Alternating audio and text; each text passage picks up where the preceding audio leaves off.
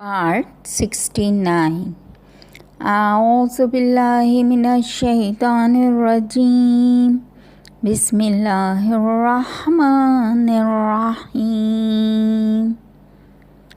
یہ کاشانہ بصیرت کا آڈیو بک چینل ہے اور آپ کے زیر سماعت کتاب ہے اسلامی تہذیب و ثقافت، جس کے مؤلف ہیں ڈاکٹر علی اکبر ولایتی، مترجم ہیں معارف اسلام پبلیشرز۔ آپ اس کا پارٹ 69 سماعت کر رہے ہیں۔ 10واں باب اسلامی بیداری، صفحہ نمبر 354۔ ایران میں اسلامی بیداری کے عنوان کو آگے بڑھاتے ہوئے اب ہم جانتے ہیں کہ اسی دوران ایک اہم واقعہ 2 فروردین 1342 کا واقعہ تھا، جس میں پہلوی حکومت نے مدرسہ فیضیہ قم اور مدرسہ طالبیہ تبریز میں علماء پر حملہ کیا، جس کے ضمن میں کچھ افراد قتل اور کچھ زخمی ہوئے۔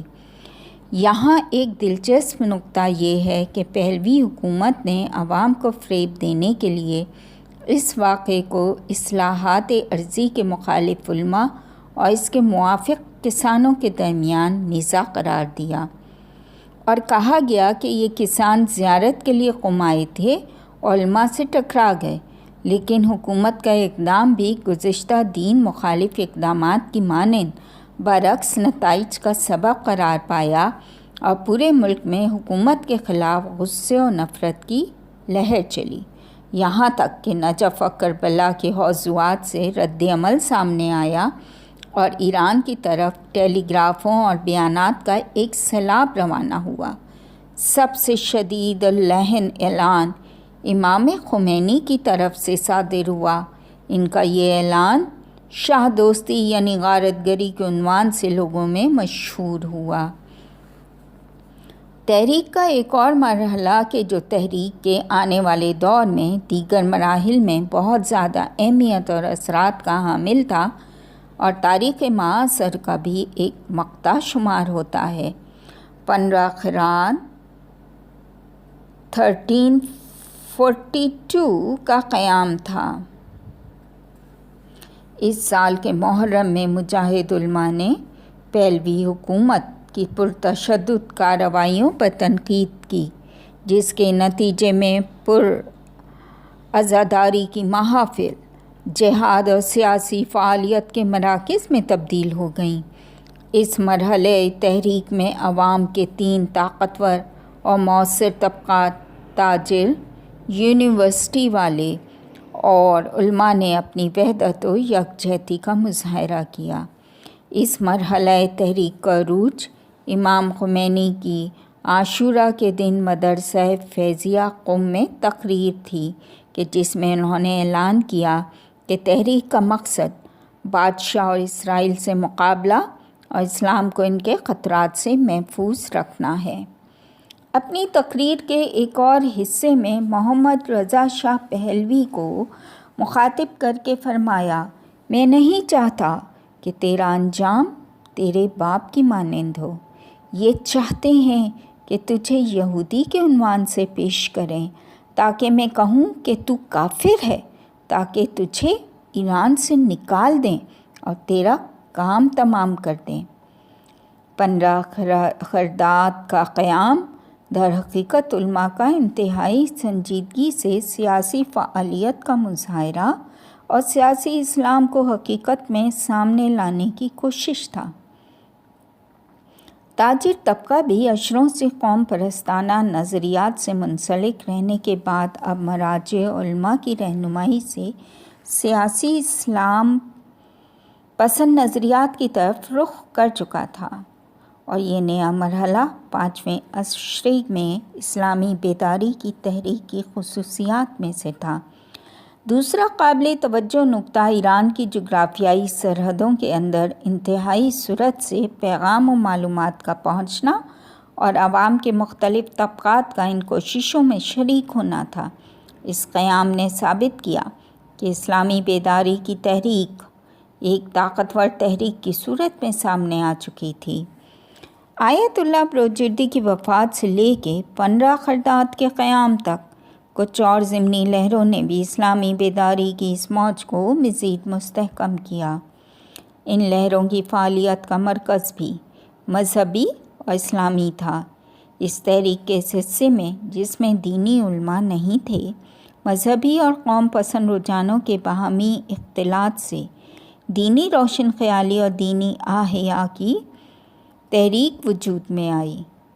اگرچہ اس تحریک کے دانے بانے کئی عشر قبل کی تحریک سے ملتے ہیں۔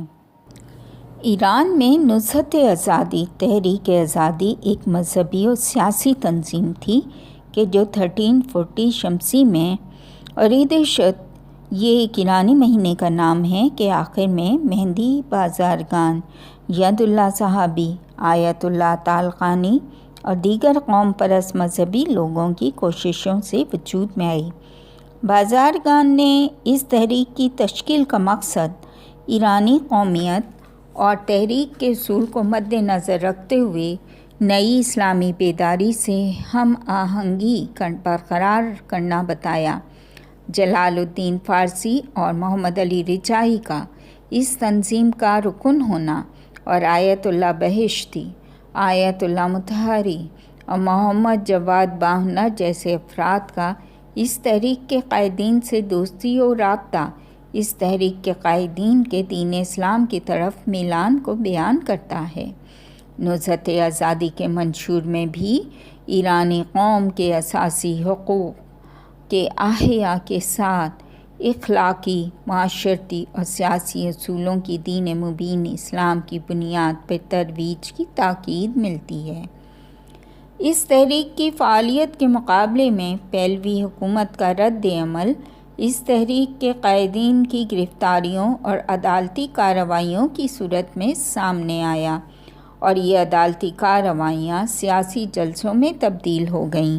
دینی طلاب، سیاسی کارکن حضرات اور یونیورسٹی کے طلباء ان کارروائیوں کی نشستوں میں شریک ہوتے تھے، اور آیت اللہ طالقانی اور دیگر ان سے ملاقات اور گفتگو کرتے تھے۔ در حقیقت یہ عدالتی کارروائیاں خود حکومت کے محاکمہ اور حکومت کے طرز عمل کے بارے میں انکشافات میں تبدیل ہو چکی تھیں، کہ مجموعی طور پہ اس مسئلے نے اسلامی بیداری کے مراحل کو سرعت بخشی۔ ان سالوں میں امام خمینی کی قیادت میں اسلامی بیداری کی تحریک کی خصوصیات مندرجہ ذیل ہیں۔ دین اور سیاست کے ملاپ کے نظریے کو مستحکم کرنا، پہلوی حکومت کے ساتھ کوئی سمجھوتا نہ کرنا، علمی میدان میں سیاسی اجتہاد کو استحکام دینا اور فکر و عمل میں ہم آہنگی برقرار کرتے ہوئے آمریت اور استعمار کا مقابلہ کرنا، ان میں سے سب سے اہم دنیا کی جدید آمریت کو نشانہ بنانا تھا۔ انہی سالوں میں دیگر بیدارگر شخصیات میں سے محمود طالقانی اور مرتضیٰ مطہری قابل ذکر ہیں، کہ جنہوں نے زیادہ تر فکری میدانوں میں فعالیت کی۔ انہی سالوں میں یونیورسٹی کے طلاب کی مذہبی تنظیم کا بھی اسلامی بیداری کی تحریک میں قابل ذکر حصہ ہے۔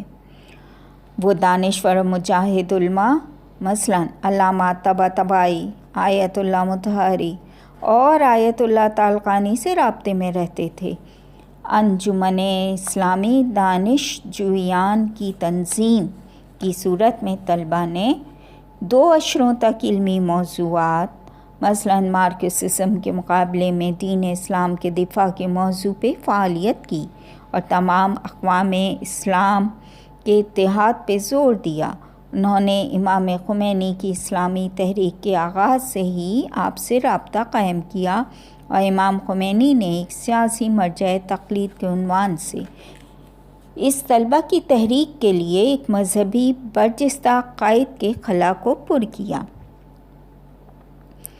امام خمینی کی سیاسی فعالیت بڑھنے اور بالخصوص کیپٹلائزیشن کے بل کے پاس ہونے پر اعتراض کی بنا پر امام خمینی کو پہلے ترکی پھر نجف اشرف کی طرف جلا وطن کیا گیا۔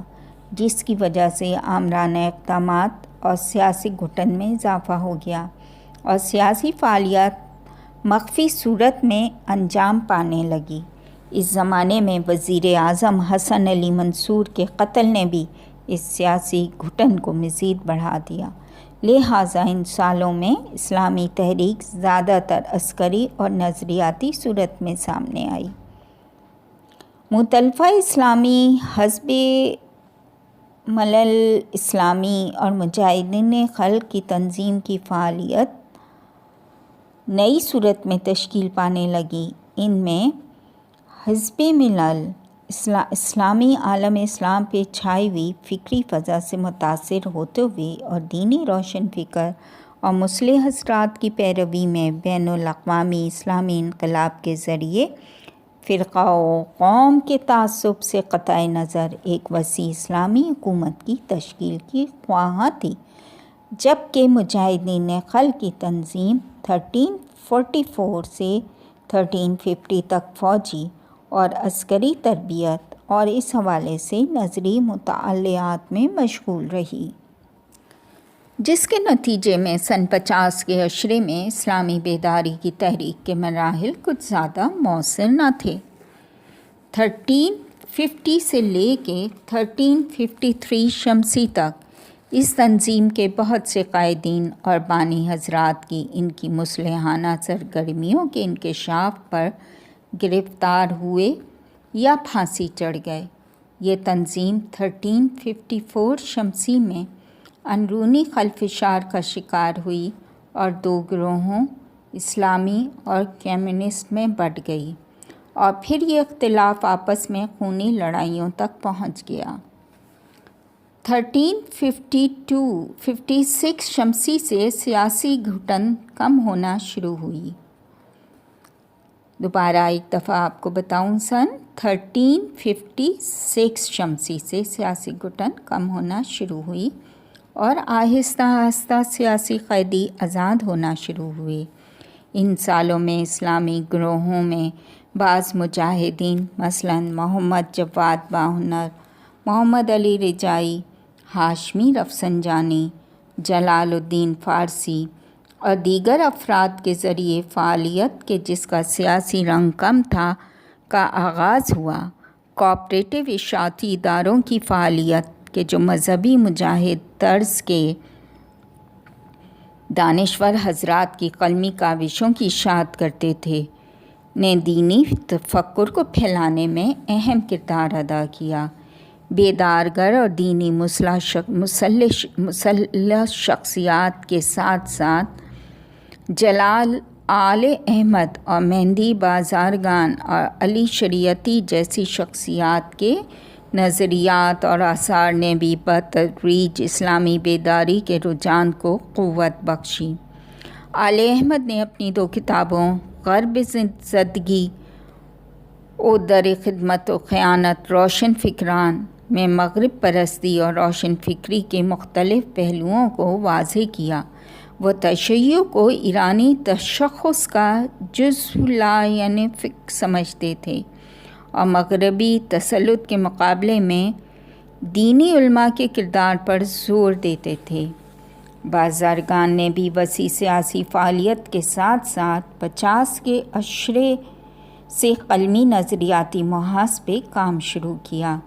1345 شمسی میں اہم ترین کتاب بعثت و ایڈوائزری یعنی کہ بعثت و آئیڈیالوجی کو تحریر کیا۔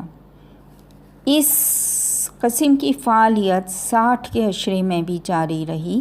ڈاکٹر شریعتی کی خدمات اسلامی تحرک کو یونیورسٹیاں، طلباء اور نوجوان نسل میں پھونکنے اور انہیں مغربی مارکسیسی نظریات سے دور رکھنے میں انتہائی اہمیت کی حامل ہیں۔ انہوں نے اپنے نظریے بازگشت باخوشتن اپنی طرف لوٹنا کے ذریعے آل احمد کی مغرب پرستی کے موضوع کو آگے بڑھایا۔ 50 کے عشرے میں بالخصوص اس کے دوسرے حصے میں عالم اسلام میں بیداری کی لہر اور اسلامی اقوام کی خود مختاری کی کوششوں نے بھی ایران میں اسلامی بیداری کی تحریک پہ اثرات مرتب کیے۔ اس حوالے سے الجزائر کے مجاہد مسلمانوں کی کامیابی اور فلسطین کی تحریک زیادہ مؤثر رہی۔ یہاں تک ہم نے آپ کو صفحہ نمبر 359 تک گوش گزار کیا۔